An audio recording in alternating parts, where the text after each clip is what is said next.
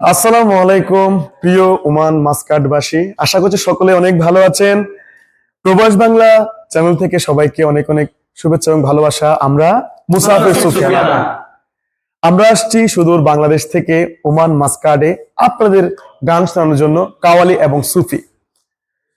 আমরা আয়োজিত Muscat sky event ইশকে সুফিয়ানা 2026 আয়োজিত প্রোগ্রামে আমরা থাকবো মুসাফির সুফি নিয়ে মাস্কাট আলফালাজ হোটেলে 17 জুলাই সন্ধ্যায়।